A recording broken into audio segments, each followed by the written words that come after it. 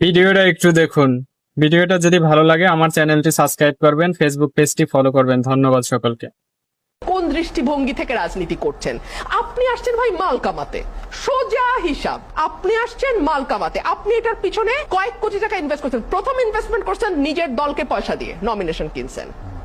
তারপরে ইনভেস্ট করছেন নিজের দলের কর্মী সমর্থককে কিনতে।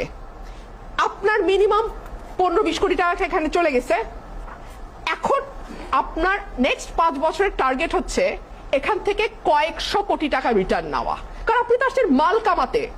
আপনাকে বুঝতে হবে আপনি ব্যবসায় বিনিয়োগ করেছেন। রাজনীতি is a business where you have invested, now you want your return back, তাই না? সো আপনি এখন আপনার টাকা ওখান থেকে তুলবেন। শোনেন, একজন মন্ত্রীর 2300 কোটি টাকার কোম্পানি বিদেশে ভাসছে। একটা কোম্পানি, 6টা কোম্পানি, ওনার একটা কোম্পানির কথা উনি বলেন নাই। আমরা কিন্তু মন্ত্রীর নাম জানি, আমরা জানি উনি কোন মন্ত্রণালয় চালান, আমরা জানি কোন মন্ত্রণালয়ে 9-6 হয়েছে, ইনডেমনিটি দেয়া হয়েছে।